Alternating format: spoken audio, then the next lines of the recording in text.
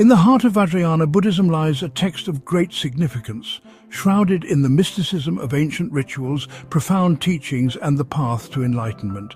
This text is known as Arya-manju-shri-mul-kalpa. Though its roots trace back to the 6th century AD, its wisdom continues to shape the way we understand Buddhism today. But what is the Arya-manju-shri-mul-kalpa? To truly understand its depth, we must journey back in time, to an era where spirituality and wisdom were not merely intellectual pursuits, but lived experiences. The Arya-manju-shri-mul-kalpa, also referred to simply as the Shri-mul-kalpa, is one of the earliest Buddhist tantric texts. It is dedicated to the Bodhisattva Manjushri, the embodiment of wisdom. The central purpose of this text is to guide practitioners towards enlightenment, helping them unlock the mysteries of the universe through the power of rituals and mantra recitation. At its core, the Arya-manju-shri-mul-kalpa is not just a collection of teachings, it's a blueprint, an intricate guide to unlocking the sacred energies that lie within each of us.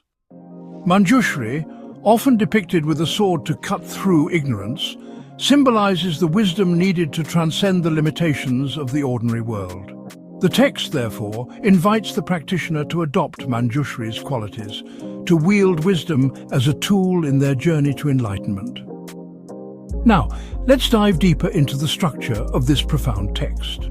It is made up of 55 chapters, each offering a detailed description of various practices and ceremonies.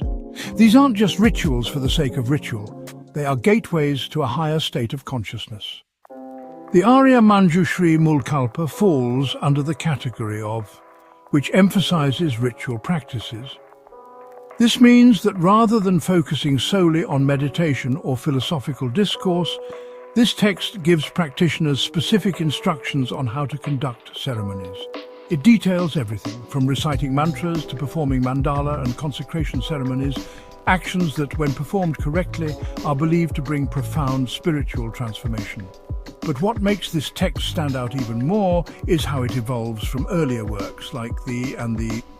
Let's take a moment to explore how the improves upon these earlier texts.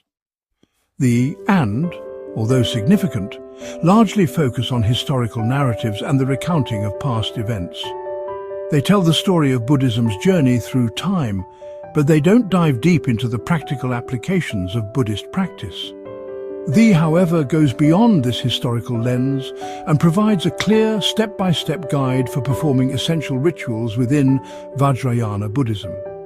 This practical approach makes it distinct. It bridges the gap between philosophical insights and actionable rituals.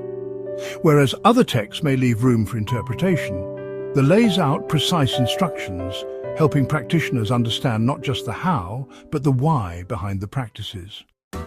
But there is more than just a ritualistic guide. It delves into astrology, medicine, and various aspects of daily life, offering a holistic approach to Buddhist practice. It recognizes that the path to enlightenment is not limited to the temple. It extends into the world around us. However, while the text offers many benefits, it is not without its shortcomings. Critics have pointed out certain limitations in its approach.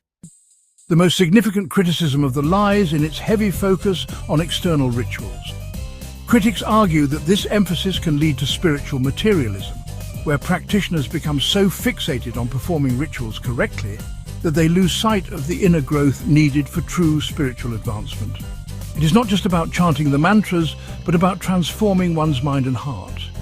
Furthermore, the complexity of the rituals can make them difficult for lay practitioners to understand, creating a divide between monks and non-monastic Buddhists. The esoteric nature of these practices means that only those with a deep understanding of Vajrayana Buddhism can fully grasp their significance. However, many scholars have worked to bring a deeper understanding of them to modern audiences. Scholars like Alexis Sanderson have analyzed the text within the broader context of shedding light on its role within Vajrayana Buddhism. Through their efforts, we understand the importance of this text in shaping the practice of rituals and mantras. Rahul Sankrityayana played a pivotal role in making the accessible to modern readers, translating and editing it so that the wisdom within could be understood by a new generation of practitioners. His work was instrumental in making this ancient text relevant to contemporary Buddhists.